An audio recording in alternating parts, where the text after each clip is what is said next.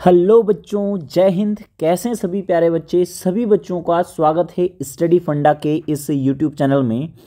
तो आज मैं मयंक रावत सर आपके मैथमेटिक्स का नेक्स्ट सेशन लेने जा रहा हूं, जो कि एग्ज़ाम को क्वालिफाई करवाने में आपकी बहुत हेल्प करेगा। तो आज हम 2 चैप्टर करने जा रहे हैं। बहुत सारी क्लासेस हम ऑलरेडी ले चुके हैं, काफ़ी चैप्टर्स हम कवर कर चुके हैं। एडवांस मैथ्स के एक चैप्टर हम कवर कर चुके हैं, अर्थमेटिक के काफ़ी चैप्टर कवर कर चुके हैं। आज जो चैप्टर हम लेने जा रहे हैं ये है एक लॉगरिथम और दूसरा स्टैटिस्टिक्स। लॉगरिथम की बात करूं तो 1 से 3 क्वेश्चन यहाँ से आ सकते हैं और स्टैटिस्टिक्स से 8 से 10 क्वेश्चन आ सकते हैं। और ये दोनों चैप्टर आपके लिए बहुत ज़्यादा इम्पॉर्टेंट इसीलिए बोलूँगा क्योंकि ये दोनों चैप्टर बहुत इजी आते हैं और बहुत छोटी क्लास होगी, ज़्यादा नहीं होगी। 1 घंटे से थोड़ी ज़्यादा ही क्लास हमारी होने वाली है और इसमें हम बेसिक जब सीख जाएंगे तो बहुत आसान हमारे लिए हो जाएगा। यानी पहले हम चैप्टर की थ्योरी पढ़ेंगे और फिर उसी से रिलेटेड PYQ हम सॉल्व करेंगे। यानी 10 से लेके 13 तक के क्वेश्चन आज की क्लास में आपके डन होने वाले हैं और ये इस बात की गारंटी देता हूँ कि कॉन्सेप्ट बहुत काम आपके आने वाले हैं। कॉन्सेप्ट आपके बहुत काम आने वाले हैं। ठीक है, तो ज़्यादा देरी नहीं करते हैं। सबसे पहले हम शुरुआत करते हैं चैप्टर नंबर 1 लॉगरिथम की, है ना। लॉगरिथम की हम शुरुआत करते हैं। लॉगरिथम होता क्या है, एक एग्जांपल सबसे छोटा सा सबसे पहले मैं दूंगा आपको। तो मान लो 3 का जो स्क्वायर है वो कितना होता है भाई, 9 होता है। 3 का स्क्वायर कितना होता है, 9 होता है। तो इसको लॉग में लिखने का तरीका होता है कि भाई लॉग ऑफ 3 बेस में, है ना, 9 इक्वल्स टू 2, ये लिखने का तरीका हो गया। समझ पा रहे हो आप बात को, ये इसको लिखने का तरीका हो गया। मतलब ये है कि अगर मैंने लिखूँ लॉग बेस में 3 और इसको लिखूँ आपको 27, तो यहाँ इसका सॉल्यूशन क्या आएगा, मतलब कि 3 की पावर में कितनी लूँ, इस 3 की पावर में कितनी लूँ कि 27 बन जाए।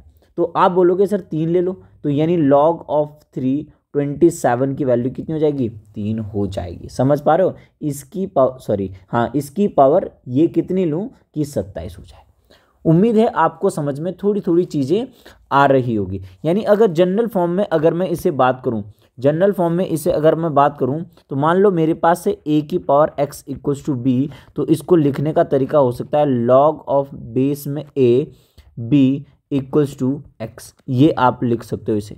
यानी इसकी पावर ये इक्वल्स टू ये देखो b के बराबर हो। मतलब a की पावर कितनी लूँ कि b बन जाए, तो मान लो x पावर यहाँ पे मैंने ली है। समझ पा रहे हो, इजी है। यहाँ पे आपको एक बेसिक के लिए ध्यान रख लेना चाहिए। इसको पढ़ते कैसे हैं, इसको हम पढ़ते कैसे हैं, देखो लॉग बी क्या पढ़ते हैं, log B to the base A equals to X या इज एक्स। क्या बोल रहे हैं, log B to the base A, log B to the base A is X, ऐसे इसको पढ़ने का तरीका है। समझ पा रहे हो आप बात को। तो यहाँ पे जो a है वो 0 से बड़ा होता है, ये ध्यान रखना है, लेकिन a 1 के बराबर नहीं होता है।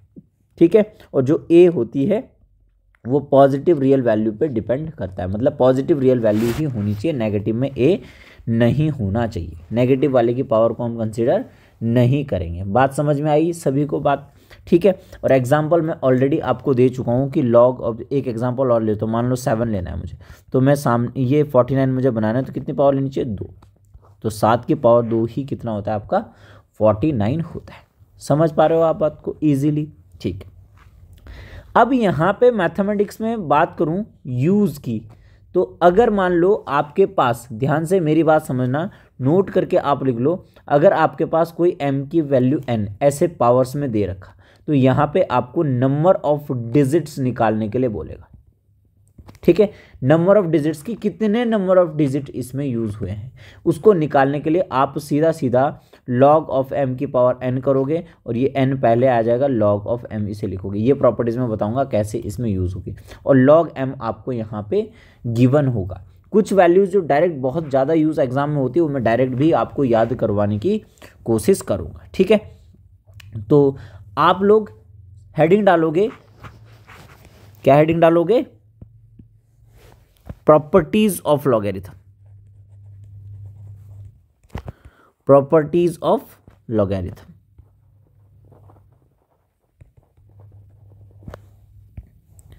सबसे पहली प्रॉपर्टी आप लिखोगे, क्या लिखोगे, देखो ध्यान से, अगर आपके पास a की पावर में log है और बेस भी सेम है n है, तो आप इसे n ही लिखोगे। या एग्जाम्पल के तौर पे आपको ये याद होगा, अगर आपने 11th-12th में मैथ्स पढ़ी है तो ये याद होगा कि e की पावर log x क्या होता है आपके पास log। तो जहाँ बेस नहीं होता है वहाँ मतलब बेस क्या होता है, e होता है। बात ध्यान रखो, वेरिएबल में जहाँ पे बेस नहीं है वहाँ e ले लोगे, ठीक है। और नंबर्स में जहाँ बेस नहीं है वहाँ पे क्या ले लेते हैं हम, 10। मतलब कि log ऑफ अगर 5 है तो समझो ये 10 की बात कर रहा है ना। और log ऑफ अगर x है तो e की बात कर रहा है। ऐसे करके हमें याद रखना है। अगर ये लिखा भी नहीं होगा, ये 10 लिखा भी नहीं होगा तब भी आपको 10 ही मानना है, और ये लिखा भी नहीं होगा तभी भी आपको e ही मानना है। इस बात के बारे में मैं बात कर रहा हूँ, ठीक है। दूसरा आपको क्या ध्यान रखना है कि log में अगर बेस दोनों सेम हैं तो वैल्यू हमेशा कितनी होती है, 1 के बराबर होती है। तीसरी बात आप लिख दो कि log बेस में कुछ भी हो 1 हो गया तो इसकी वैल्यू क्या होती है, 0। क्यों, आप सभी को पता है इसकी पावर 0 तो 1 होता है। सीधी सी बात है, बहुत बड़ी बात तो है नहीं, आसान सी बात है, ठीक है। आगे बढ़ते हैं, आगे प्रॉपर्टीज़ हम लिखते हैं, ठीक है। हाँ, कितनी प्रॉपर्टी हो गई हमारी, 3 प्रॉपर्टी हो गई। छोटी छोटी प्रॉपर्टी है, ज़्यादा बड़ी नहीं है। तो यहाँ पे आप लिखोगे 4th प्रॉपर्टी लिखोगे, log of a, base same मान के चल रहे हैं, ठीक है, बेस सेम होना चाहिए इन प्रॉपर्टीज़ के लिए।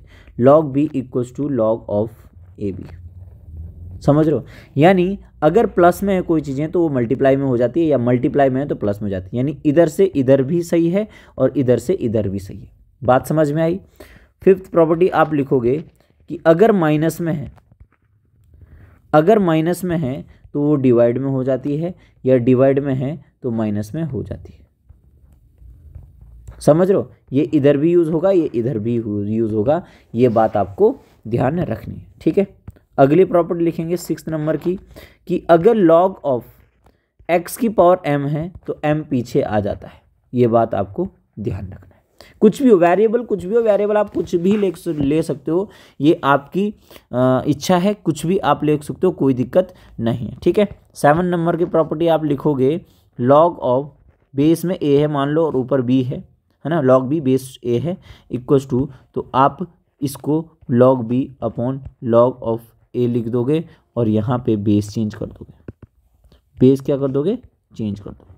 सिंपल सी क्या बात समझे आप, कि log b upon log a लिख दोगे और बेस चेंज हो गया। इसको बेस चेंजिंग फॉर्मूला भी बोलते हैं। क्या बोलते हैं इसे, बेस चेंजिंग फॉर्मूला। समझ रहे हो बात को, ओके। अगर आपके पास है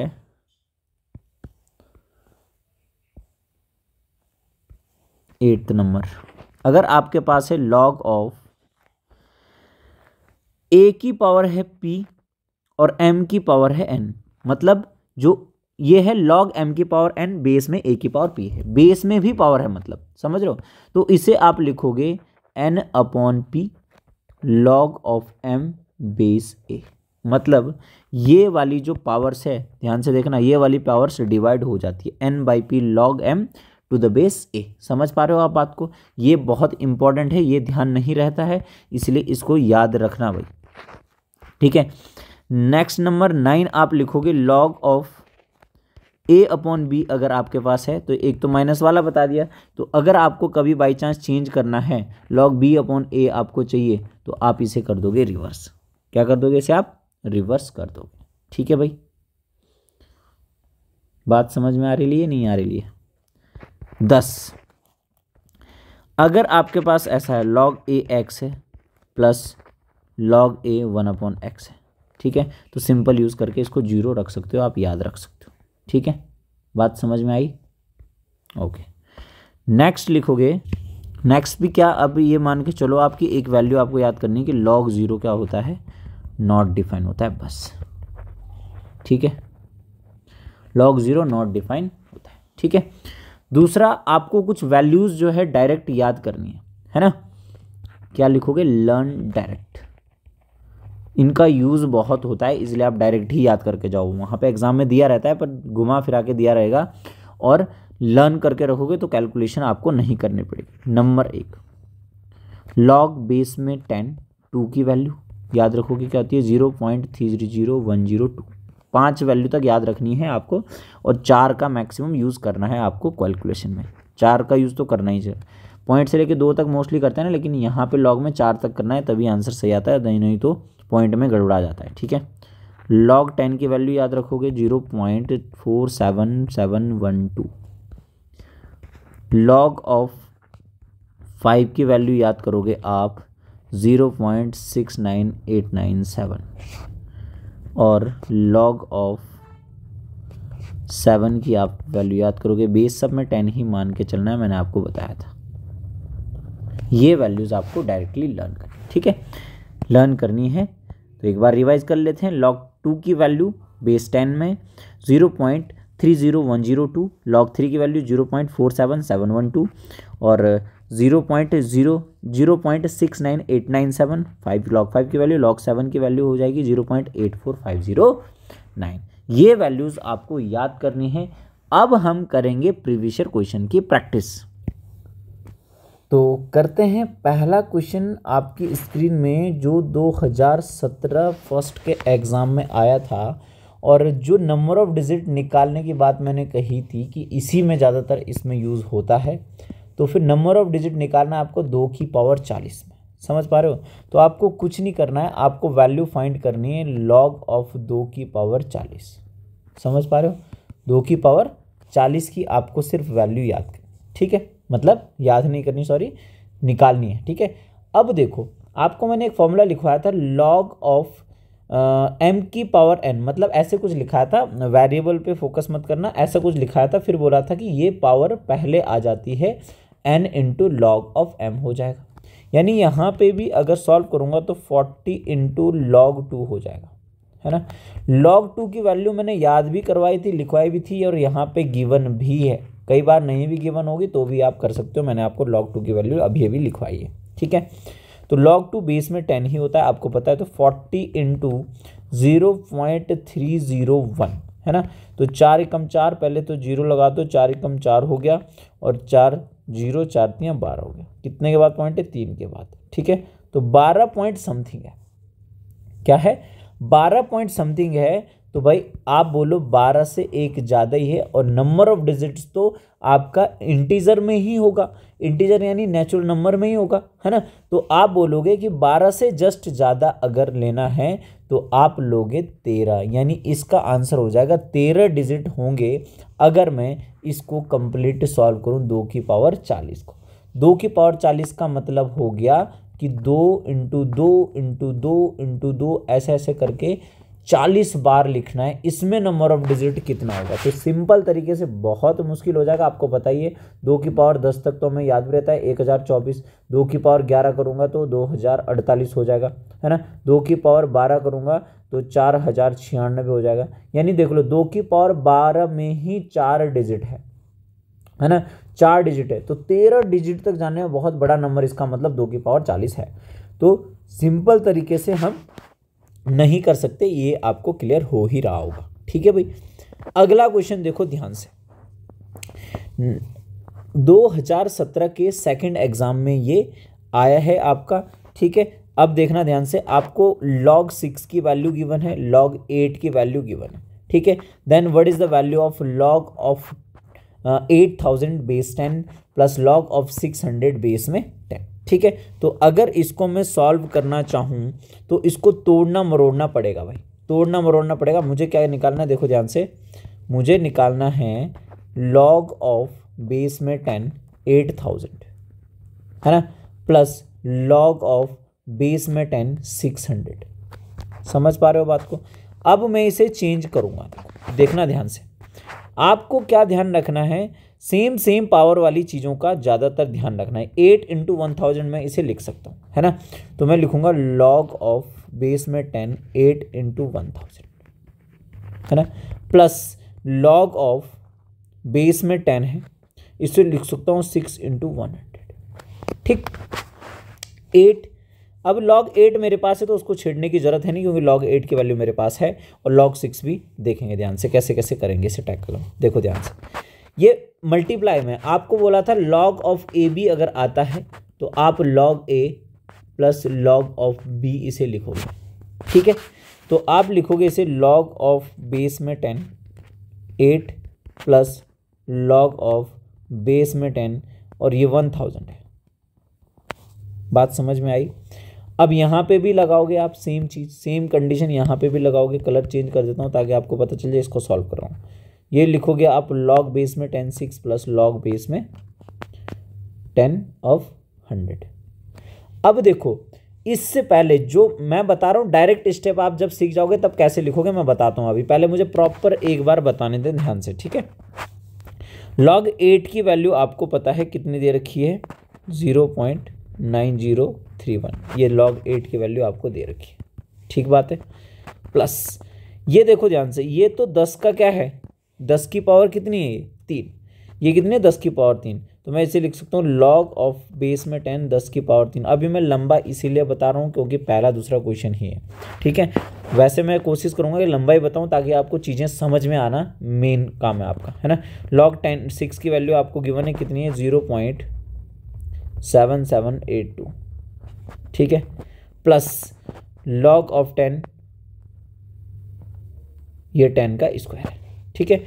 जब भी कभी ये मैं क्यों कर रहा हूँ, देखो 1000 को मैंने 10 की पावर 3 लिख दिया और 100 को 10 का स्क्वायर लिख दिया। ऐसे इसलिए लिखा क्योंकि ये अगर सेम बन जाता है तो बहुत बढ़िया हो जाता है। कैसे बढ़िया होता है, देखो ये तो था 0.9031 प्लस ये 3 पीछे आ जाता है, आपको पता ही था log m की पावर n वाला फॉर्मूला, तो 3 पीछे आ जाएगा। और log 10 क्या होता है, 1। आपको लिखवाया था log ऑफ a सेम होता है तो वैल्यू क्या हो जाती है, 1। तो 3 × 1 प्लस 0.7782 प्लस ये 2 हो जाएगा इंटू log 10 1 हो जाएगा। इसका मतलब ये एक्चुअल में आपके पास है 0.9031 प्लस 3 1 जा 3 प्लस 0.7782 प्लस 2, ठीक है। आप आराम से ही करो, 0.9031, ठीक है, और 3.0000, कन्फ्यूजन नहीं होता अगर ऐसे कर लेते हैं। तो 77 और 8 और 2, ठीक है भाई। ये आपको निकालना है। इसको सॉल्व करोगे तो 2 और 1 3 8 3 11 1 8 और 7 9 9 7 16 की 6 1 4 और 2 6, 6.6813, यानी ऑप्शन नंबर डी आपका एकदम करेक्ट आंसर है। अब मेरी बात ध्यान से सुनना, जो मैं आपको बताना चाह रहा हूँ। देखो, जैसे ही आपने ये देखा ना तो माइंड में जब फॉर्मूले घूम रहे होंगे ना तो स्टेप सबसे पहले कौन सा समझ में आएगा पता है, डायरेक्ट ये वाला स्टेप आपको पल्ले पड़ेगा, ये वाला। कैसे, आपको बताया log 8 × 1000 रहा होगा, तो log 8 प्लस log 1000 हुआ होगा। तो log 1000 को आपको चाहे, चलो मान लो यहाँ तक ही पहुँच पाई आपकी सोच, तब भी आपके पास 2-3 स्टेप ही सिर्फ हैं बस, समझ रहे हो। तो जब आप सीख जाओगे चीज़ों को तब आपको इतना लेंदी नहीं करना है। आप सभी ये बात जानते हैं अच्छे से, ठीक है ना, क्लियर है बात। बस मैं आपको लेंदीएस्ट तरीका इसलिए बता रहा हूँ अभी क्योंकि आपको सीखना है। जिसको नहीं आता है उसके लिए आसान रहेगी चीज़ें, जिसको आता है वो क्वेश्चन को स्पीड अप करके, क्वेश्चन का आंसर निकाल के स्पीड अप करके आगे निकल लो, कोई दिक्कत होना है। देखो, आप यूट्यूब से पढ़ते हो ना, यूट्यूब से जब भी पढ़ते हो तो आपके पास 2 तरीके हैं। क्वेश्चन देखा, पॉज करके सॉल्व कर दिया, सॉल्व हो रहा है ठीक है, नहीं हो रहा है तो उसे देखो।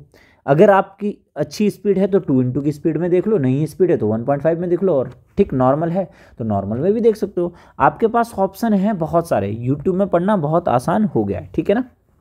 अब देखो नेक्स्ट, log 2 की वैल्यू आपको गिवन है, log 3 की वैल्यू भी आपको गिवन है, ठीक।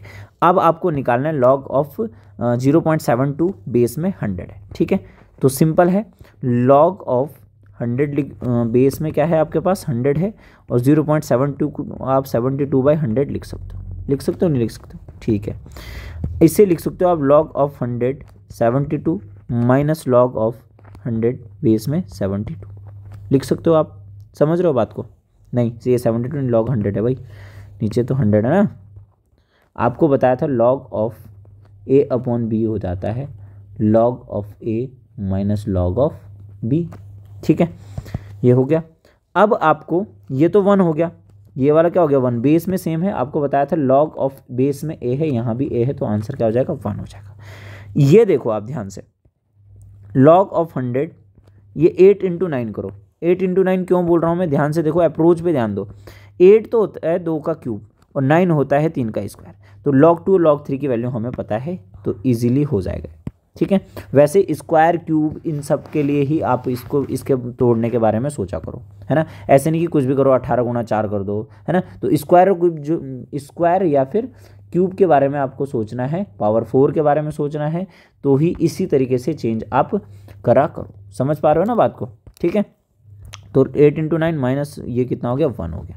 ठीक है, अब इसको लिख सकते हो log ऑफ 100, ये 2 का क्यूब है और ये 3 का स्क्वायर है। ठीक है, -1। अब ये मल्टीप्लाई में ऐड हो जाएगा, यानी log 10 का स्क्वायर, 100 को 10 का स्क्वायर लिख सकते हैं, और ये 2 का क्यूब हो गया, प्लस log ऑफ 10 का स्क्वायर और ये 3 का स्क्वायर। ऐसे चेंज क्यों किया मैंने, आपको मैंने बताया था log ऑफ a की पावर b c की पावर d अगर होगा तो d upon b log of base में a और c, है ना। वेरिएबल कुछ भी मैंने लिखवाए थे मैटर नहीं करता, सिर्फ तरीका मैटर करता है कि क्या क्या लिख रहे हैं, है ना।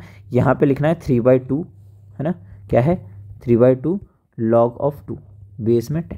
ठीक है, प्लस log ऑफ ये 2/2 होगा, 2/2 ये क्या है 2/2 है, और log ऑफ 3 है -1। वैल्यू पुटिंग कर देंगे, 3/2 log 2 की वैल्यू 0.3010 होती है, ये 1 है, और log 3 की वैल्यू 0.0471 है, 771 है ना, -1। ठीक है, इसको हम सॉल्व करेंगे थोड़ा सा, ये कट गया आपके पास 0.1505 हो गया, है ना। और ये 3 से मल्टीप्लाई कर देंगे, 3 पंजे 15 और 1, उसके बाद 3 पंजे 15, 1 3 कम 3 और 1 4, 0.45 हो गया, प्लस 0.047 ये वैल्यू गलत लिख दिया ना, सॉरी, ये वैल्यू गलत लिख दी हमने। जब आपको वैल्यू याद होगी तो आप गलती देख सकते हो, है ना। ठीक है, अब आप इन दोनों को अगर जोड़ दोगे तो 7 और 1 5 और 1 6, ठीक है, 7 और 1 8, 5 7 12 की 2 1, 5 4 9, 0.9286 -1। ठीक है, हाँ, इस क्वेश्चन में मैं पहले आपको बताना भूल गया, चारों ऑप्शन गलत है। ठीक है, मतलब प्रिंटिंग मिस्टेक हुई है टाइपिंग में। ठीक है, तो इसको जब आप सॉल्व करोगे तो 1.0000 लिख दो, 0.9286, इसको सॉल्व करो आप, ये हो जाएगा 417 और 0, है ना, 0.714 आपका क्या हो जाएगा, माइनस में आंसर आ जाएगा। ठीक है, 0.0714 माइनस में, एक बड़ा है ना, नेगेटिव में आंसर आ रहा है, चारों ऑप्शन में नहीं है, इसका मतलब ये प्रिंटिंग मिस्टेक हुई है टाइपिंग में। ठीक है, आ जाओ नेक्स्ट क्वेश्चन करते हैं। It is given that log 2 की वैल्यू दे रखी, log 3 की दे रखी, आपको बोल रखा है 108 की पावर 10 में नंबर ऑफ डिजिट्स पूछ रहा है। तो सिंपल से आपको क्या वैल्यू निकालनी है भाई, log ऑफ 108 की पावर 10, बेस में कितना लेते हैं 10। ठीक है, 10 पीछे आ जाएगा, आपको पता है फॉर्मूला, log m की पावर n, n पीछे आ जाएगा 10, 108। ठीक है, 108 को कुछ ऐसे तोड़ना पड़ेगा, है ना, 108 को कुछ ऐसे तोड़ना पड़ेगा स्क्वायर क्यूब सेम नंबर का बने, है ना। तो अगर मान लो 108 है तो इसको मैं 54 इंटू 2 लिख सकता हूँ, 2 और हो जाएगा तो 27 इंटू 2 इंटू 2, यानी 2 को अलग कर दो, 4 इंटू 27 लिखो, इसे क्या लिखो 4 इंटू 27, ऐसे लिखा। 10 log ऑफ 10 बेस में, है ना, और ये 4 प्लस log ऑफ बेस में 10 27, ऐसे होगा। 10 बाहर है, ये हो जाएगा आपके पास 2 log 10 log 2, ये 2 का स्क्वायर है, 2 पीछे आ जाएगा, प्लस ये 3 का क्यूब है, 3 पीछे आ जाएगा, log ऑफ 3 है ना, सॉरी 3 का क्यूब है, हाँ ठीक है, log 3, ठीक है, क्लियर है बात, ओके। 10 2 इंटू 0.3010, ठीक है, प्लस 3 इंटू 0.477, ये आपको सिंपली सॉल्व करना है, ठीक है भाई।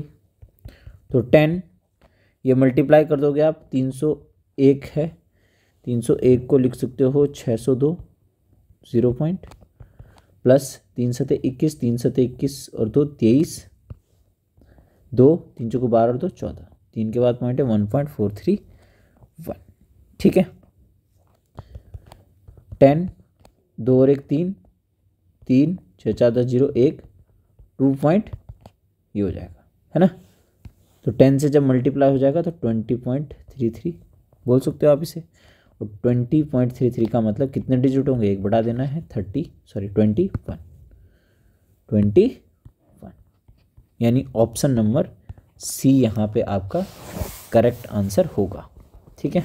चलते हैं नेक्स्ट क्वेश्चन की तरफ। अब देख लो, नंबर ऑफ डिजिट के 3 क्वेश्चन एक साथ दे दिए, है ना, यानी आपको निकालना है लॉग ऑफ 7 की पावर 25, लॉग ऑफ 8 की पावर 23 और लॉग ऑफ 9 की पावर 20, है ना। तो पहला निकाल लेते हैं पहले, क्योंकि पहला दूसरा 20 21 20 19 और ये दूसरा, चलो पहला निकाल लेते हैं, उससे आइडिया आ जाएगा कौन कौन से हो सकते हैं। तो ये पहला वाला हो जाएगा 25 पहले आ जाएगा इंटू log 7 की वैल्यू आपको गिवन है, देखो यहाँ पे 0.845, नहीं भी गिवन होती तब भी आप कर लेते इसे, ठीक है। तो 25 पंजे 125, 25 चौको 100 और 12 112 और 25 अट्ठे 200 और 12 112, ठीक है। ये कुछ गड़बड़ कर दिया मेरे ख्याल से यार, क्या कर दिया, 25 पंजे 125, कितना है बच्चा, 125 में 12 कैरी हो गया, 25 चौको 100 12 112 की 2, 112 में 11 कैरी हो गया, और 25 अट्ठे 200 और 11 211, ठीक है। तो ये 3 के बाद पॉइंट लगेगा तो 21 पॉइंट समथिंग, यानी 22 हो जाएगा, ये 22 नंबर ऑफ डिजिट इसमें होंगे। तो या तो सी होगा या तो डी होगा, बाकी 2 रिजेक्ट लिस्ट में आ गई। अब सेकंड आप जब निकालोगे तो 21 और 20 में से ही आंसर आप बोल सकते हो, 20 आया तो डी आंसर होगा, 21 आया तो ए सी आंसर होगा, ठीक है। तो ये है 23 लॉग ऑफ 8 को लिख सकते हैं 2 का क्यूब, 23 का हो जाएगा 69 इंटू लॉग 2 की वैल्यू 0.301, ठीक है। तो इसको लिख सकते हो 13 क्यों, इसको लिख सकते हैं 3 दूनी 6 और 3 तिया 9 या इंटू 3 इंटू 0.301, 69 का टेबल ना पड़े ऐसा मैंने इसीलिए किया है। तो 3 इंटू 23 का टेबल पढ़ लो, 23 कम 23 3 0, 23 कम 23 2 और 23 तिया 69, ठीक है, 1 2 3 6.9, ठीक है। 3 तिया 9 3 दूनी 6 3 9 27 2 3 6 के 18 और 2 20, यानी इसका आ जाएगा 21। नंबर ऑफ डिजिट कितने हो जाएंगे 21, यानी ऑप्शन नंबर सी यहाँ पे आपका सही आंसर हुआ, सी ऑप्शन सही है इसका, ठीक है ना। क्योंकि 20 आता तो एक बढ़ाना होता है ना, ये आपको पता ही है, ठीक है। अब तीसरे को सॉल्व करने की जरूरत नहीं है, वो 21 ही आएगा, समझ रहे हो ना ये बात को। डी ऑप्शन बताया मैंने, सी, हाँ 20 आएगा, ठीक है। तो सी ऑप्शन यहाँ पे करेक्ट आंसर आपका होगा, क्लियर है बात। चलो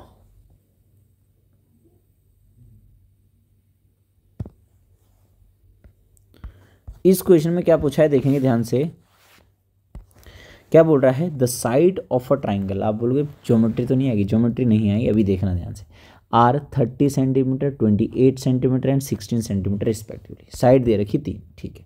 इन order to determine its area the logarithm of which the quantities are required, आपको एरिया ऑफ ट्राइंगल में half of base into height है, हाइट यहाँ पे है नहीं, ठीक है, और राइट एंगल ट्राइंगल भी ये होगा नहीं, है ना। तो नॉर्मल फॉर्मूला आपको एरिया का, ठीक है, एरिया डिटरमाइन करने के लिए फॉर्मूला यूज़ करना पड़ेगा, ये S minus A, S minus B, S minus C, ठीक है।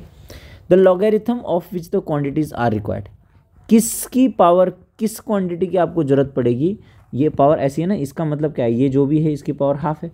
तो आपको बतानी है पहली क्वांटिटी ये, दूसरी क्वांटिटी ये, तीसरी क्वांटिटी ये, चौथी क्वांटिटी ये। समझ पा रहे हो? यानी आपसे पूछा है कि एस क्या है, एस माइनस ए क्या है, एस माइनस बी क्या है और एस माइनस सी क्या है।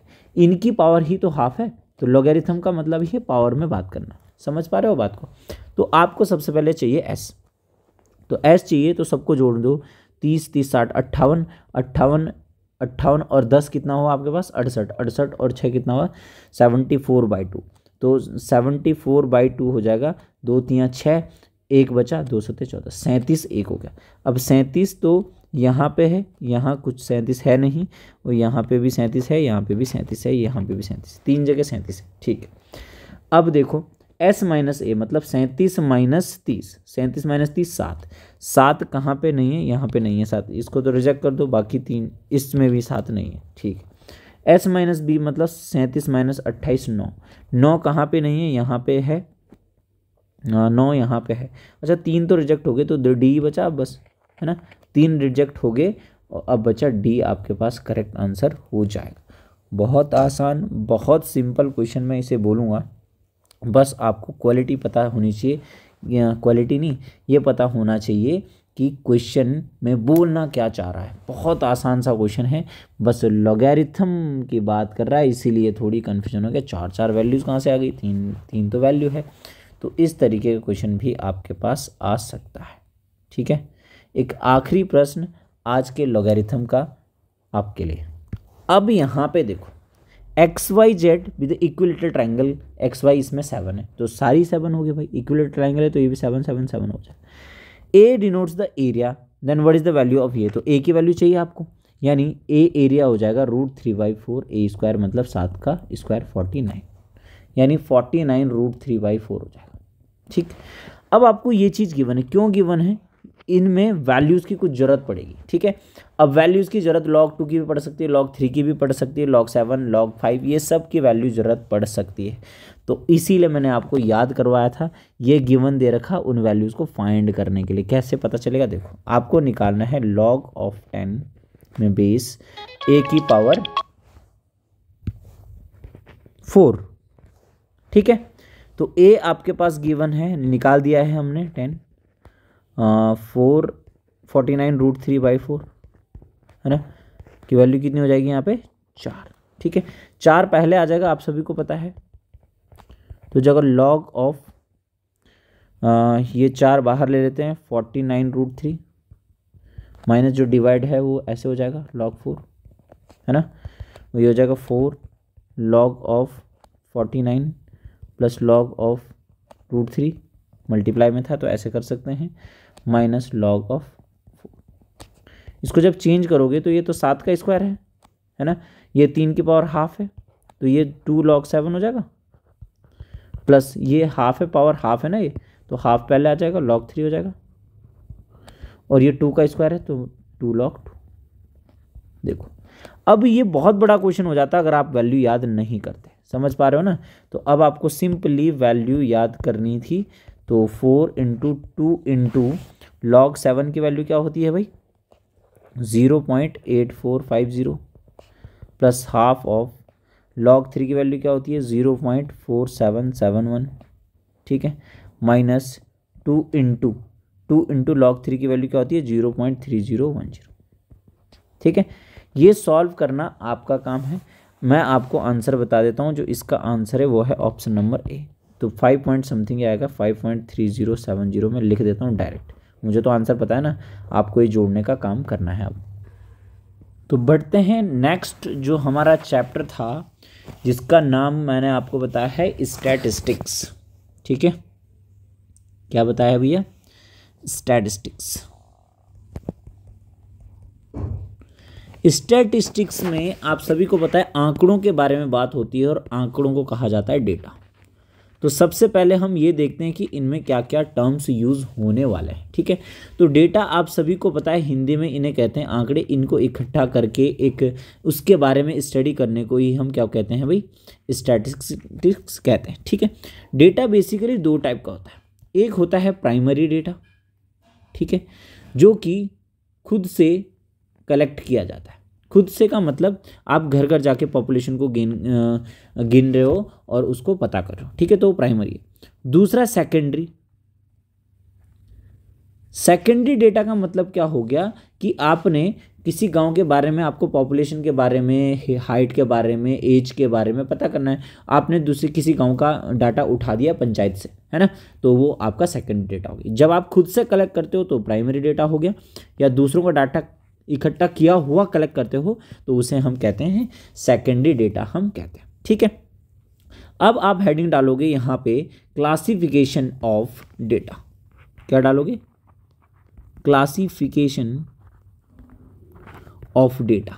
बहुत आसान ये चैप्टर है भाई, बहुत इजी, 8-10 क्वेश्चन आते हैं, मतलब ये फ्री के हैं मार्क्स आपके, इसको नहीं छोड़ना, कोई सा भी चैप्टर छोड़ देना, इसको नहीं छोड़ना, ठीक है। तो क्लासिफिकेशन ऑफ डेटा में जो डेटा होता है वो 2 टाइप का होता है ना। नंबर 1 ग्रुप्ड डेटा, और नंबर 2 आपका अनग्रुप्ड डेटा, ठीक है। ग्रुप्ड का मतलब, ग्रुप्ड में भी 2 केस हैं, एक कंटिन्यूअस और एक डिसकंटिन्यूअस, ठीक है। अनग्रुप्ड डेटा जैसे 0 से लेके 10, फिर 11 से लेके 20, 21 से लेके, मतलब कंटिन्यूअस नहीं है, ठीक है, अनग्रुप्ड है ना। अनग्रुप्ड के बारे में हम बात नहीं करते, ज़्यादा कुछ खास इसमें है नहीं, सिंपल जो डेटा हो गया वो अनग्रुप्ड डेटा हो गया, है ना। तो यहाँ पे बल्कि 0 से लेके नहीं, यही जैसे मान लो 2, 4 नंबर दे दिया, 7, ये अनग्रुप्ड डेटा हो। ग्रुप्ड डेटा में कंटिन्यूस है, जैसे 0 से 10 की कहानी एक है, 10 से 20 की कहानी एक है, 20 से 30 की कहानी एक है, ये चल रहा है, ये ग्रुप्ड है। 0 से 10 की बात करें, 0 से लेके 10 साल तक के बच्चे वही इतने हैं, है ना, 10 से 20 साल तक के बच्चे वही इतने हैं, 20 से 30 के लोग इतने हैं, ठीक है। डिसकंटिन्यूस में 0 से लेके 10, फिर 11 से लेके 20 बोल दिया, या 21 से लेके 40 बोल दिया, ऐसे करके डिसकंटिन्यूस है। तो हमें 2 चीज़ों का ही फोकस करना है सीडीएस के एग्जाम में, अनग्रुप्ड डेटा और एक कंटिन्यूस, ग्रुप्ड में कंटिन्यूस डेटा हमें यूज़ करना है, ठीक है। अब नेक्स्ट हेडिंग डाल सकते हो आप फ्रीक्वेंसी डिस्ट्रीब्यूशन। फ्रीक्वेंसी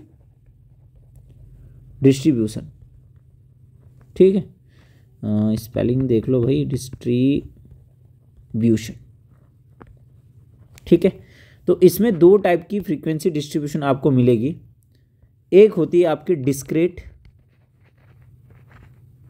और एक होता है कंटिन्यूस। डिस्क्रीट में सिंपल वाली और कंटिन्यूस में ग्रुप डेटा वाली। सिंपल, बस इतना सा आपको याद रखना है इसमें, ठीक है। अब आप लिखोगे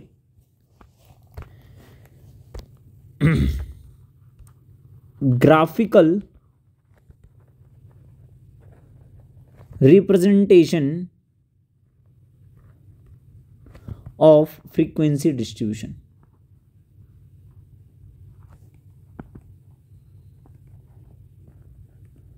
समझ रहे हो? Graphical representation of frequency distribution, ठीक है। इसमें हमें पढ़ना है नंबर 1 बार डायग्राम,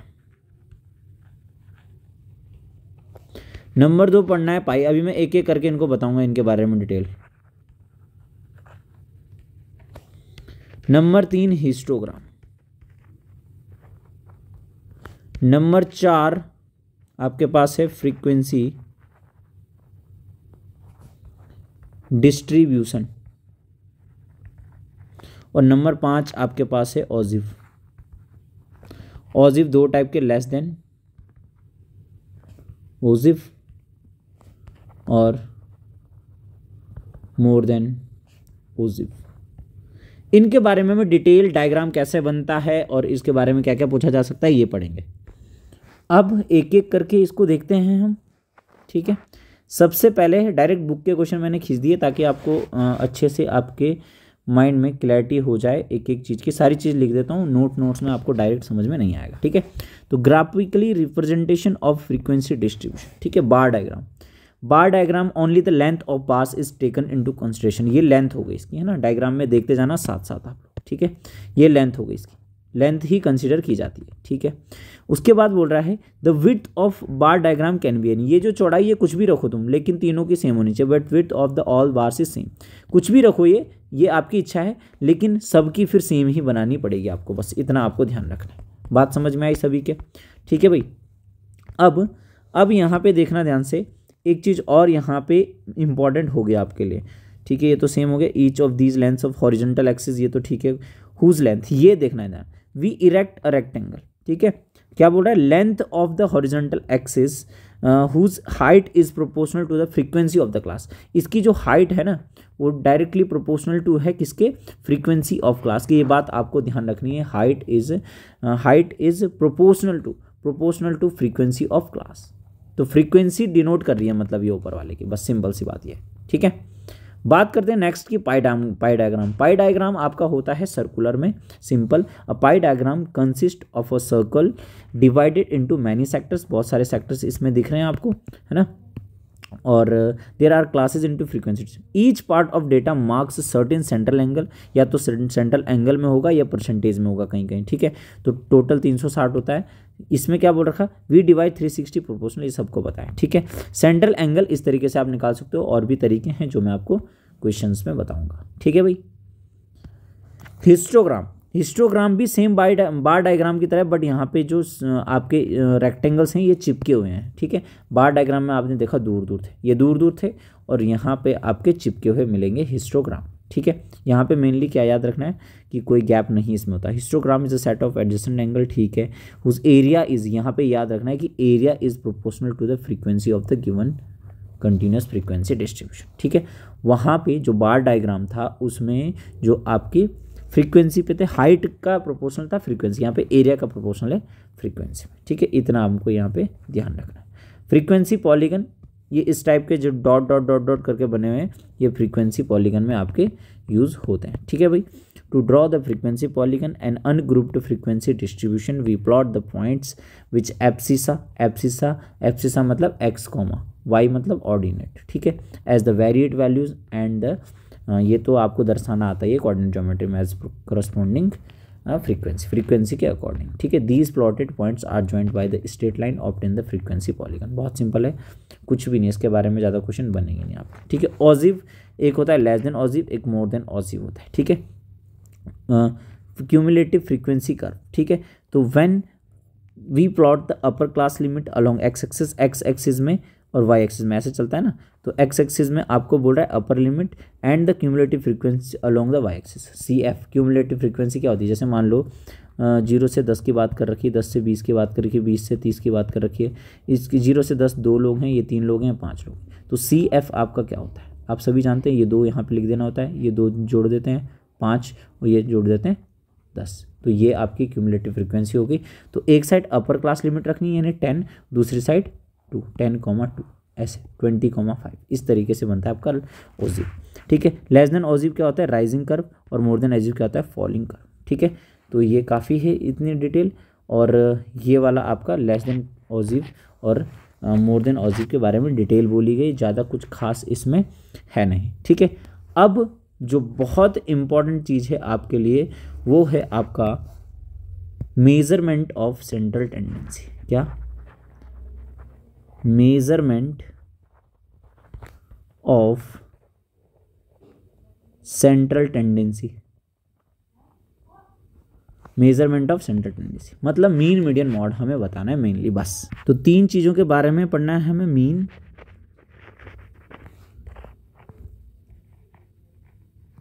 मीडियन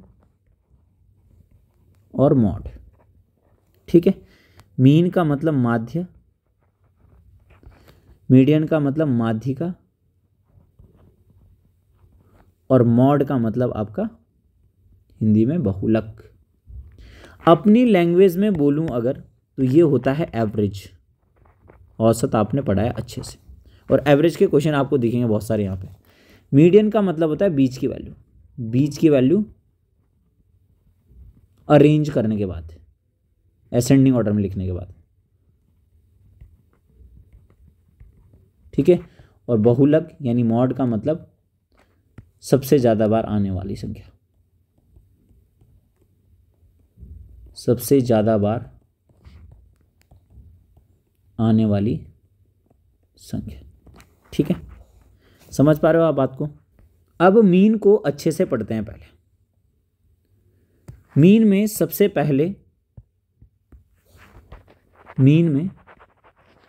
सबसे पहले बात करते हैं अर्थमेटिक मीन की।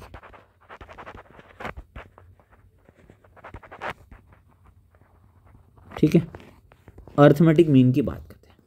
अर्थमेटिक मीन सेम एवरेज का फॉर्मूला क्या था, total sum upon total number. Mean आपको यहां याद रखना है, total sum upon total number. Statistics की लैंग्वेज में लिखूं तो पहला तरीका जो सिंपल, अगर आपके पास वैल्यूज होगी तो sigma of X I upon N. ठीक है, दूसरा अगर फ्रीक्वेंसी की फॉर्म में गिवन हो तो sigma of F I into x I upon sigma of F I, और सिग्मा ऑफ एफ आई क्या होता है, एन होता है। सीधी सी बात है। तीसरा अगर एज्यूम मीन से करो तो एज्यूम मीन से लिखोगे assume mean A sigma of F I D I. D I क्या है अभी बताता हूँ। डी आई जो है आपके पास एक्स आई माइनस ए है, यानी डेविएशन है डी आई का। क्या है, डेविएशन। सारी डिटेल बताऊंगा, क्वेश्चन में हर चीज़ समझ में आ जाएगी। ठीक है, तो इन तीन फॉर्मूलों का यूज ही सीडीएस के एग्जाम वाले लेवल तक होता है बस। ठीक है ना, समझ पा रहे हो आप बात को। ओके, दूसरा आप लिखो ज्योमेट्रिक मीन।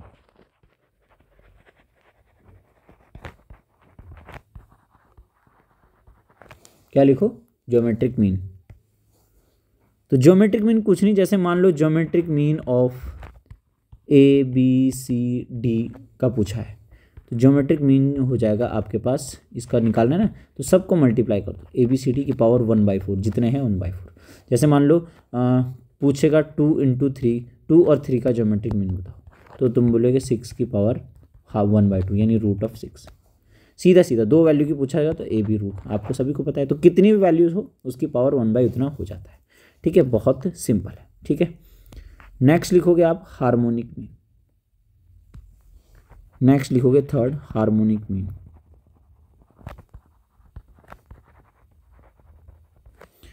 जैसे 2 नंबर का हार्मोनिक मीन है, मान लो ए और बी का। ठीक है, तो आप बोलोगे 2/1/a + 1/b, या इसको सॉल्व कर सकते हो 2ab/a + b। ये 2 नंबर का।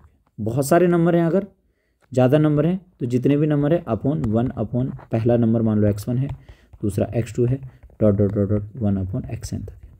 ठीक है, तो ये भी आप याद रख सकते हो। बात क्लियर है। नेक्स्ट आप लिखोगे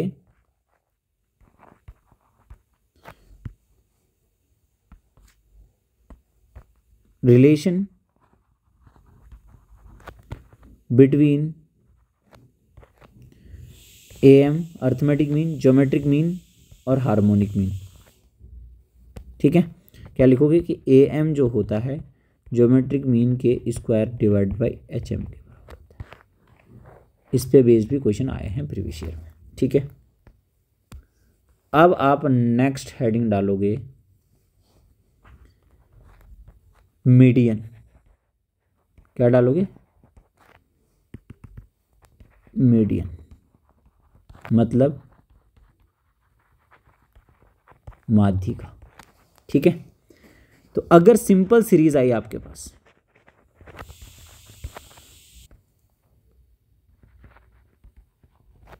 तो आप ध्यान रखोगे, क्या बात याद रखोगे, फर्स्ट स्टेप क्या होगा, अरेंज करोगे।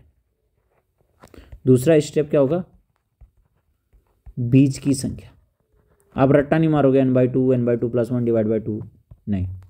ठीक है, बीज की संख्या निकालना है मेन आपका मुद्दा। ठीक है, अब अगर n इवन हुआ अलग केस होगा, n ऑड होगा अलग केस होगा। जैसे मान लो 1, 4 और 7 है आपके पास, तो आप बोलोगे 4 ही मीडियन है। अगर आया 1, 4, 7 और 9, तो आप बोलोगे इन दो को जोड़ के डिवाइड बाई 2 कर दो, यानी यहाँ मीडियन होगा 4 + 7/2, 11/2, 5.5। समझ रहे हो ना। अगर ऑड हुआ तो बीच का नंबर ही मीडियन होगा अरेंज करके, और अगर इवन नंबर हुए 4 है जैसे, तो बीच के 2 का डिवाइड बाई 2 करना है। अलग से रट्टा नहीं मानना है, n/2 ये सब टाइप से। ठीक है ना। ठीक, अब अगर सिंपल में हुआ तो वो तो मैंने आपको बता दिया। लेकिन अगर FI वाला केस हो, ठीक है ना, क्या हो, FI वाला केस हो, तो आपको कैसे निकालना है, देखो ध्यान से, डिस्क्रीट फ्रीक्वेंसी डिस्ट्रीब्यूशन होती है, ठीक है, डिस्क्रीट फ्रीक्वेंसी डिस्ट्रीब्यूशन में, ठीक है, सबसे पहले XI को असेंडिंग ऑर्डर में लिखोगे,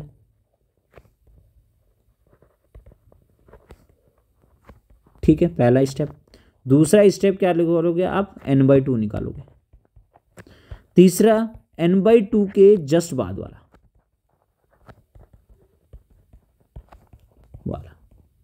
किसमें, FI में, XI ही मीडियन होगा। अभी सब समझ आ जाएगा जब क्वेश्चन आएंगे, बहुत आसान है, ठीक है। इतना आपको डिस्क्रीट फ्रीक्वेंसी डिस्ट्रीब्यूशन में याद रखना। ये वाली चीज़ अभी पता चलेगी कैसे आएगी। n/2 के जस्ट बाद वाला नंबर FI में जो होगा, उसके बगल वाला XI ही क्या होगा, आपका मीडियन होगा। अभी सिर्फ थ्योरी के नाम पे इतना हम करने जा रहे हैं, क्योंकि ये इतनी छोटी छोटी चीज़ें पहले समझना जरूरी है। अगर आता है कंटिन्यूअस फ्रीक्वेंसी डिस्ट्रीब्यूशन, तो मीडियन कैसे निकालेंगे, तो फॉर्मूला है क्या, L1 plus n/2 minus C divided by F plus into H। समझ पा रहे हो आप बात, ये फॉर्मूला आपको याद रखना है। L1 मतलब लोअर लिमिट, N मतलब पता ही है, C का मतलब क्या होगा, C ध्यान रखना, C क्या होता है, CF निकालोगे, उसमें मीडियन क्लास के जस्ट पहले वाला नंबर ही C होता है, ये बताऊंगा जब क्वेश्चन करेंगे, ठीक है। F क्या हो गया आपका, फ्रीक्वेंसी वाला हो गया, F के जस्ट ऊपर होता है, H हो गया क्लास की साइज, ठीक है बात, बहुत बढ़िया। आगे बढ़ते हैं, अगला लिखो अब आप मॉड, बहुलक। बहुलक मतलब सबसे ज्यादा, ठीक है। तो सबसे पहले अगर सिंपल सीरीज होती है आपके पास, तो आप सबसे ज्यादा बार आने वाला,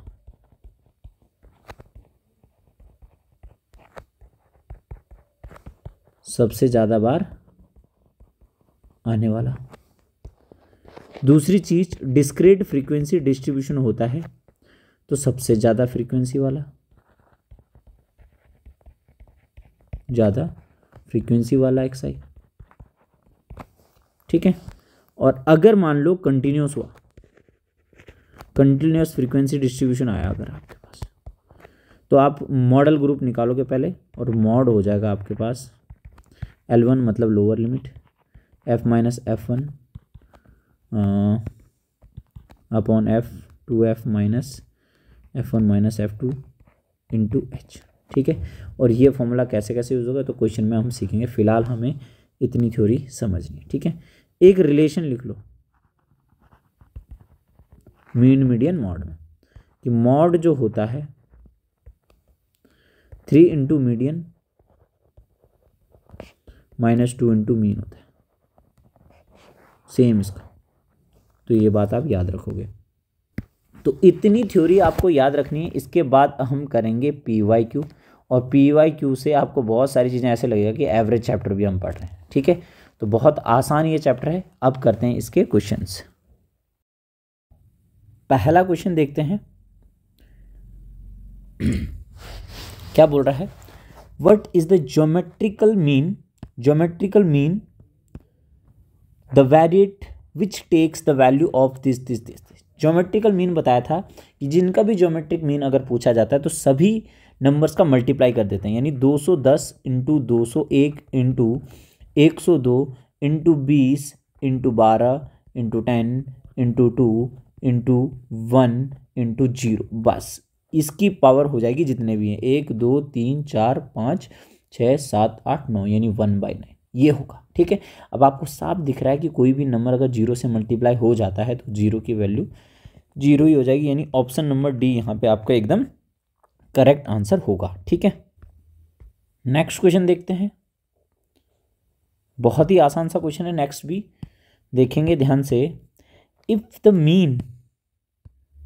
mean of variate x is m, x का वेरिएट का मीन क्या है, m है, what is the mean of y। भाई कुछ भी नहीं करना है, बहुत सी सिंपल है, आप क्या कर दो, x की जगह m पुट कर दो, बस यहीं से आंसर आ जाएगा, यानी y की जो वैल्यू हो जाएगी आपकी ये हो जाएगा m-4/5। बहुत सिंपल है भाई, x के थ्रू दे रखा, y के थ्रू पूछा है, तो m-4/5 यानी ऑप्शन नंबर ए आपका एकदम करेक्ट आंसर हो जाएगा। ठीक है, अगला क्वेश्चन देखो ध्यान से, बहुत इंपॉर्टेंट है, अलजेब्रा से कनेक्ट करा हुआ है इसमें। ठीक है, मीन ऑफ वाई, एक minute, okay, mean of Y and 1/y is m, मतलब y प्लस 1/y/2, मीन का मतलब हो गया एक तरीके से एवरेज। ठीक है, मीन एवरेज ही होता है। ठीक है, m, ठीक, आपसे बोल रहा है then what is the mean of y³ plus 1/y³, तो इसका मीन क्या होगा, इसका मीन हो जाएगा आपका 1/2, ये निकालना है, ये हमें निकालना है और ये हमारे पास गिवन है। ठीक है, तो बहुत आसान तरीका है भाई, इजी करना है इसको। कैसे इजी करोगे, a³ प्लस b³ का फॉर्मूला लगा के। ठीक है, तो ये होता है a प्लस बी और a² plus b² minus ab होता है। इतनी बात तो आपको क्लियर होगी। ठीक है, तो यहाँ पे पहले इसको चेंज कर लेते हैं हम, यहाँ हो जाएगा y प्लस 1/y और y² plus 1/y² minus y into 1/y 1। ठीक है, अपॉन में 2 है, बात ठीक है। ओके, y प्लस 1/y की वैल्यू यहाँ से आ जाएगी, देखो y प्लस 1/y की वैल्यू कितनी हो जाएगी भाई, यहाँ से 2m, कितना हो गया 2m हो गया, इंटू y² प्लस 1/y² चाहिए, तो स्क्वायरिंग बोथ साइड कर देंगे, तो y² plus 1/y² plus 2 into Y into 1/y। वैसे अलजेब्रा में डायरेक्ट तरीका भी बता रखा, बट कोई बात नहीं, ये राइट साइड में क्या हो जाएगा, स्क्वायर 2 का 4 हो जाएगा, m का m²। ठीक है, ये कैंसिल हो जाएगा, यानी y² प्लस y² m, यहाँ से क्या हो जाएगा 4m² माइनस 2। ठीक है, अपॉन 2 तो है, ये कैंसिल कर दोगे आप, है ना, तो आपके पास क्या आ गया 4m² माइनस 2। अच्छा, ये वाला -1 छूट गया है, इसको भी लिख लेते हैं, एक बार समझ लो ढंग से। ये तो 2m था, ये 4m² माइनस 2 है, ये वाला ये इधर आ जाएगा। ठीक है, और ये वाला -1 यहाँ पे। ठीक है, अपॉन 2, समझ लो, 2 से 2 कैंसिल, m 4m² माइनस 3, ये आपका आंसर हो जाएगा ऑप्शन नंबर डी। बहुत ईजी है, अलजेब्रा में अच्छे से ये चीज़ आपको मैंने पढ़ा रखी है ना, अलजेब्रा का लेक्चर देख लेना 1 शॉट वाला, ये वाली बहुत क्वेश्चन इससे सॉल्व होते हैं, है ना। यहाँ पे एक फॉर्मूला और भी बताया था, a³ माइनस b³ का, a minus B, a² plus b² plus ab। कैसे याद रखते थे, प्लस वाले को प्लस यहाँ पे होता था, माइनस वाले का माइनस यहाँ पे होता था, और यहाँ पे अपोजिट साइन आ जाता था। समझ पा रहे हो बात को? ओके, अगला क्वेश्चन देखोगे, the following observation have been arranged in ascending order, arrange है असेंडिंग ऑर्डर में, और इनकी मीडियन दे रखी 61.5, एक्स की वैल्यू आपसे पूछी। ठीक है, मीडियन होता है बीच का नंबर, मीडियन क्या होता है, बीच की संख्या, बीच की संख्या होती। ठीक है, तो आप देखो लेफ्ट साइड में 1 2 3 4, राइट साइड में 1 2 3 4, जो बच्चे 2 है वही डिवाइड बाई 2 ऐड करके डिवाइड बाई 2 करके मीडियन होता है, यानी x प्लस 3 डिवाइडेड बाई 2 की वैल्यू ही 61.5। प्रीवियस ईयर क्वेश्चन है, मैं खुद से कुछ क्वेश्चन नहीं दे रहा हूँ आपको, है ना, बहुत ईजी है। तो 2x प्लस 3 की वैल्यू हो जाएगी 7 दूनी 120 और 3 123, 2x की वैल्यू हो जाएगी आपके पास 120, x की वैल्यू कितनी आ जाएगी 60। बहुत आसान है, option number mean median mode है बस, और कुछ नहीं है चैप्टर में, बहुत आसान है भाई। आगे देखो, यहाँ पे क्या बोल रहा है, ये फ्रीक्वेंसी डिस्ट्रीब्यूशन आपके पास है। ठीक है, फ्रीक्वेंसी डिस्ट्रीब्यूशन है, m is the value of mod, mod का मतलब सबसे ज़्यादा, और सबसे ज़्यादा मतलब फ्रीक्वेंसी कितनी बार आया, ये फ्रीक्वेंसी वही तो होता है सबसे ज़्यादा कौन सा है यहाँ पे 80 है। ठीक है, 80 के हिसाब से ये 15 से 20 के बीच की वैल्यूज़ ही यहाँ पे क्या होगी, मॉड वाला पोर्शन होगा। Then which of the following is correct, m के लिए कौन सा सही है, तो 15 से 20 वाला, तो 15 से 20 के बीच वाली कहानी आपकी सही होगी। तो 15 से लेके 20 के बीच की कहानी कौन कौन सी है, ये वाली, ऑप्शन नंबर सी, कुछ लिखने की ज़रूरत ही नहीं है, ऑप्शन नंबर सी आपका एकदम क्या है, करेक्ट आंसर है। समझ रहे हो, 15 से 20 के बीच में ही आपके क्या होगा, मॉड होगा। ठीक है भाई, अगला क्वेश्चन देखेंगे ध्यान से, क्या बोल रहा है अगले क्वेश्चन में, the average Indian family allocates its monthly income under different heads of follows. ठीक है, फूड में परसेंटेज शेयर, हाउस रेंट में परसेंटेज शेयर, सेविंग एक्स है, ट्रांसपोर्ट 12 है, मिसलेनियस 23 है। Pie chart of the data is drawn. Pie chart का मतलब ऐसे होता है, पाई चार्ट बताया था अभी ऊपर, है ना, इस तरीके से बना होगा। कितनी चीज़ें हैं, 1 2 3 4 5, 2 3 4 5। ठीक है, तो सेविंग मान लेते हैं, सेविंग मान लेते हैं, एक्स मान लेते हैं, ये 40 मान लेते हैं फूड वाला, ये मान लेते हैं आपका परसेंटेज में है सभी, है ना, ये वाला पोर्शन मान लेते हैं 12 और 23, है ना, और एक मान लेते हैं 1 2 3 4 5। ठीक है, कौन सा भूल गए हम, 23 वाला। ठीक है, ये निकालना है हमें। ठीक है, और ये निकालना है, क्या बोल रहा है, एक्स की वैल्यू बतानी है, यानी एक्स परसेंट है, ये सारी चीज़ें क्या है परसेंटेज में, ये सारी चीज़ें क्या है परसेंटेज में। एक्स निकालना है, the angle with the sector representing the saving, saving का एंगल दे रखा 30 डिग्री। तो आपको एक बात ध्यान रखनी है कि 100% की वैल्यू ही 360 डिग्री के बराबर होती है। भाई पाई चार्ट को कोई परसेंटेज से डिनोट करता है, जैसे इसने परसेंटेज दे रखी है और हमें पूछ रहा है एक्स की वैल्यू पूछ रहा है परसेंटेज में, लेकिन इस वाले की डिग्री में दे रखी है। तो आपको पता है 36 डिग्री की वैल्यू, तो 0 हो जाएगा, 10% आपका आंसर हो जाएगा 36 डिग्री की वैल्यू।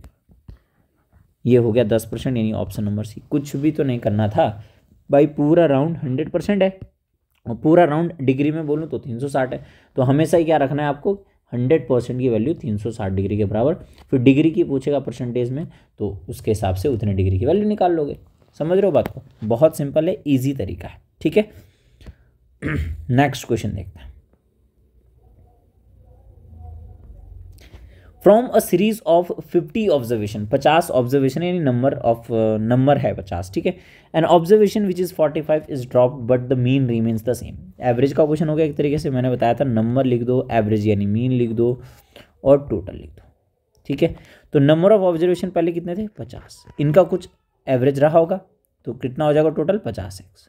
ठीक है, एक नंबर ड्रॉप हो गया तो नंबर कितने हो गए 49x, बट जो एवरेज है वो सेम है, एक्स ही है, तो 49x हो जाएगा। पहले सम था 50x, अब सम है 49x, तो जो रिमूव होगा इनका डिफरेंस होगा, तो इनका डिफरेंस ही x है, तो x की वैल्यू ही एक जो हुआ है रिमूव वो ही आपका 45 होगा, यानी ऑप्शन नंबर सी ही करेक्ट आंसर है। कुछ भी नहीं है, बहुत आसान सा क्वेश्चन है, जो नंबर हटा वही तो होगा, बस एक उतना ही कम हुआ है, सिंपल सा। Number average total average chapter में अच्छे से चीज़ें पड़ी हुई है, समझ रहे हो ना बात को आप। ठीक है, अब देखो आगे, if the mean of distribution arrange in ascending order, ascending order में ये अरेंज है, तो what is the value of x, x की वैल्यू क्या होगी। ठीक है, तो 1 2 3 और 1 2 3।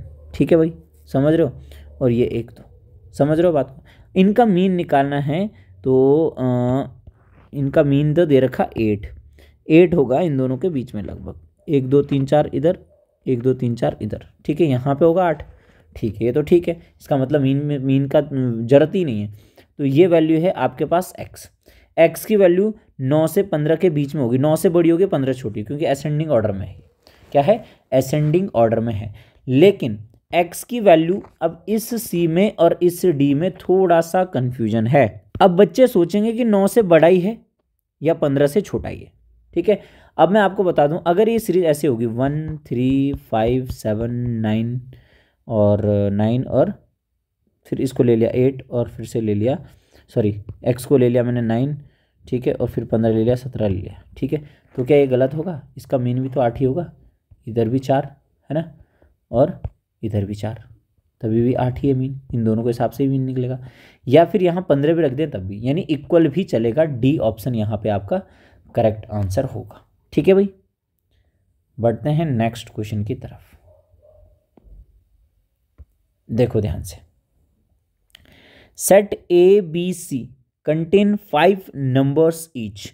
ए बी सी में क्या है, 5 नंबर है। ठीक है, सब में 5 5 है। The median of these in the set is 3 8 and 11। Median दे रखा 3 8 और 11। Represent what is the median of the combined 15 numbers. भाई मीडियन तो बीच की वैल्यू होती है, एवरेज होता तो क्वेश्चन कर लेते, लेकिन मीडियन है तो हम नहीं बता सकते भाई, इसका मतलब कैन नॉट बी डिटरमाइन, इसका आंसर हो जाएगा ऑप्शन नंबर डी। चलो नेक्स्ट क्वेश्चन देखते हैं भाई, ये रहा आपका अगला क्वेश्चन। ठीक है, क्या बोल रहा है क्वेश्चन, देखेंगे ध्यान से।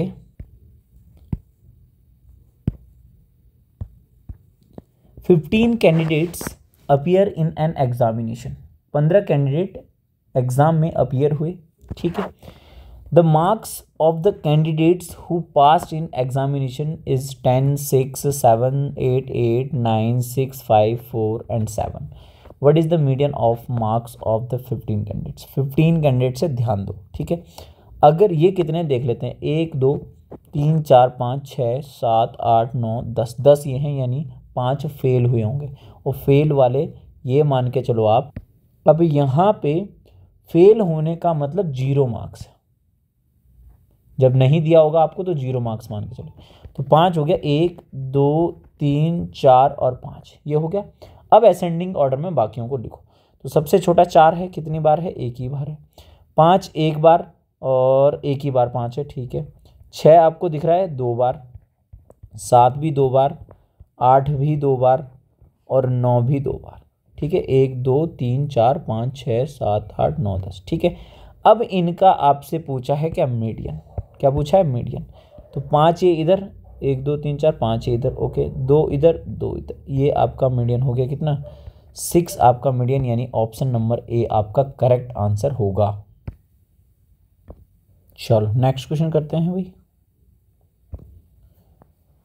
इन the yield of barley from 7 plots of size 1 square yard each were found to be this. What is the median. Median पूछा है तो इसको सबसे पहले लिखेंगे अरेंजिंग ऑर्डर में। ठीक है, तो सबसे छोटा नंबर आपको दिख रहा है क्या, 111।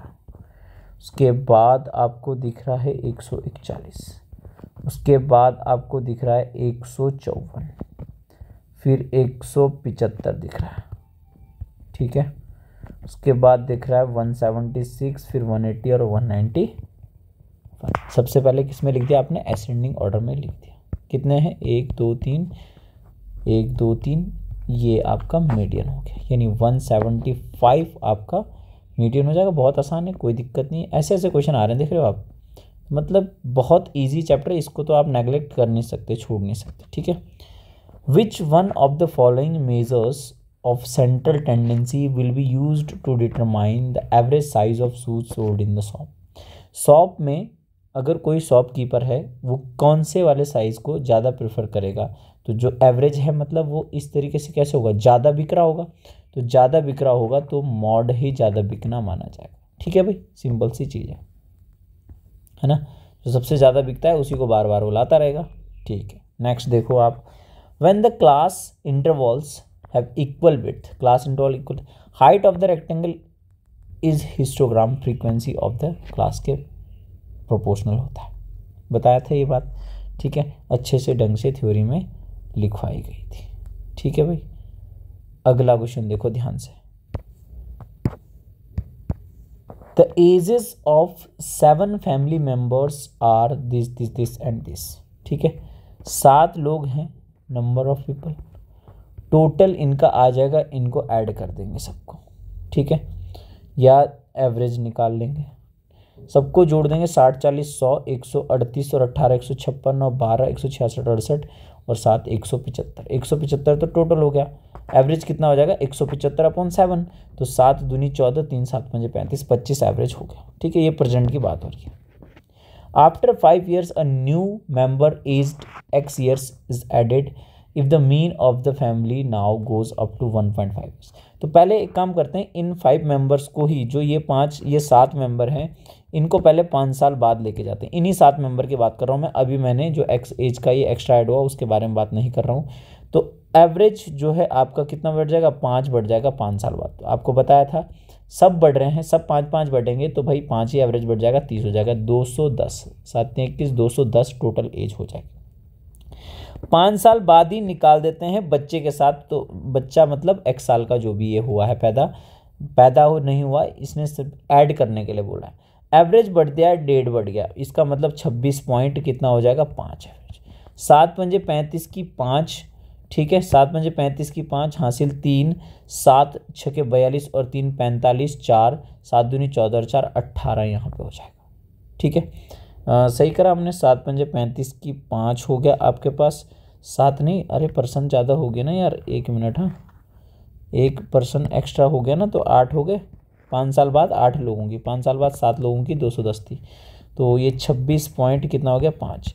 8 पंजे 40 की 0, 8 छके 48 और 4 52, ठीक है। 5 8 दूनी 16 और 5 21, 212। ये 5 लोगों की, 7 लोगों की एज थी, 8 लोगों की, यानी एक्स ही है ये एक्स्ट्रा, तो कितना एक्स्ट्रा है 2 साल। 2 साल का मतलब ऑप्शन नंबर बी आपका एकदम करेक्ट आंसर होगा। ठीक है भाई, देखो कितने आसान आसान क्वेश्चन आ रहे हैं आपके एग्जाम में। अगला क्वेश्चन देखो, the mean of 100 student is 46, the mean weight of the boys is 50 kg, that of the girls is 40 kg, the number of boys exceeds that of the number of girls. बहुत आसान question है, boys और girls से allegation से कर लो। 100 student से 100 का 46 से, तो 46 बीच में आ जाएगा टोटल का, ठीक है। और 50 kg है बॉयज़ का, और गर्ल्स का कितना है 40 kg। रेशियो बना दो कि ये 6 का गैप हो गया, ये 4 का गैप हो गया, 3:2 है ना। 5 की वैल्यू टोटल स्टूडेंट कितनी है भाई 100, तो 1 की वैल्यू कितनी हो जाएगी 20 के बराबर। तो ये बोल रहा है the number of boys exceeds that of number of girls, कितने ज़्यादा है, तो 1 ही ज़्यादा, तो है देखो गैप, तो आपका आंसर कितना हो जाएगा 20, यानी ऑप्शन नंबर सी है। एक ही का आंसर पूछा है। अगर बोलता है बॉयज़ कितने, तो आप बोलते 3 से मल्टीप्लाई 60, गर्ल्स बोलते 2 से मल्टीप्लाई 40। ठीक है, आसान है, कोई दिक्कत नहीं है इसमें। आ जाओ अगला क्वेश्चन देखो, what is the algebraic sum of the deviation from the mean of the set. Algebraic sum हमेशा 0 होता है। जैसे मान लो एग्जांपल दूं मैं, 2 4 और 6, इनका एवरेज कितना है 4 है, तो 4 अगर एवरेज है तो ये डेविएशन का मतलब यहाँ हो गया -2, यहाँ 0, डेविएशन मतलब यहाँ से डिफरेंस, ठीक है, और ये +2, इनका सम ये होता है डेविएशन। इनका सम हमेशा 0 के बराबर होता है, देख लो आप, -2 से +2 कैंसिल, 0 हमेशा 0 होता है, निकालने की ज़रूरत नहीं। ठीक है, अगला क्वेश्चन देखेंगे ध्यान से। यहाँ पे प्रिंटिंग मिस्टेक हुई है, यहाँ पे क्वेश्चन को आप थोड़ा सही करोगे, क्वेश्चन को थोड़ा सही करोगे। 5 की जगह यहाँ पे क्या लिख दोगे आप 3 ऑब्जर्वेशंस, क्या लिख दोगे यहाँ पे 3 ऑब्जर्वेशन के बारे में आपसे पूछा है। ठीक है, अब देखना ध्यान से, what is the mean observation of x है, x+2 है, x+4 है, x+6 है और x+8 है। ठीक है, इनका मीन क्या हो जाएगा x+4, दे कितना रखा m, यानी x+4 की वैल्यू कितना है m के बराबर है। आपको पूछ रहा है फर्स्ट 3 का, इनका मीन क्या होगा, इनका मीन तो x+2 है ना। यहाँ से x की वैल्यू निकाल लो m की फॉर्म में, x की वैल्यू हो जाएगी 4 m-4 है ना, यानी m-4 +2, यानी m-2 आपका आंसर हो जाएगा, ऑप्शन नंबर सी हो जाएगा। ठीक है, अगला क्वेश्चन देखेंगे ध्यान से, what is the mean of 2 4 6 8 100 तक, 2 4 6 कहाँ तक 100 तक, कितने नंबर होंगे 50 नंबर। ठीक है, तो आप मुझे बताओ 50 नंबर है तो 25वां है ना, और 26वां का सम डिवाइड बाई 2 ही आपका क्या होगा मीडियन होगा। क्यों, क्योंकि इससे पहले भी 24 नंबर होंगे, इसके बाद भी 24 नंबर होंगे। ठीक है, क्लियर है। तो 25वां नंबर क्या होगा, 1 2 में बढ़ रहा है तो 50 हो जाएगा, 26 का मतलब 52 हो जाएगा, डिवाइड बाई 2, 2 से ही कैंसिल कर दो, 25 और 26, 25 दूनी 50 और 1 51 आपका करेक्ट आंसर, यानी ऑप्शन नंबर डी होगा। ठीक है, लास्ट क्वेश्चन आज की आपकी क्लास का बहुत आसान और सिंपल सा क्वेश्चन है। ठीक है, the harmonic mean geometric mean of 2 numbers is this. Harmonic mean they रखा 10 और ज्योमेट्रिक मीन दे रखा कितना 12। आपको पूछ रहा है what is the value of arithmetic mean पूछ रहा है। आपको फॉर्मूला लिखाया था अर्थमेटिक मीन का, जब दोनों गिवन हो, क्या था, ज्योमेट्रिक मीन का था स्क्वायर अपॉन हार्मोनिक मीन। ठीक है, ज्योमेट्रिक मीन का स्क्वायर मतलब 12 का स्क्वायर 144, और हार्मोनिक मीन आपको दे रखा 10, यानी 14.4 आपका करेक्ट आंसर।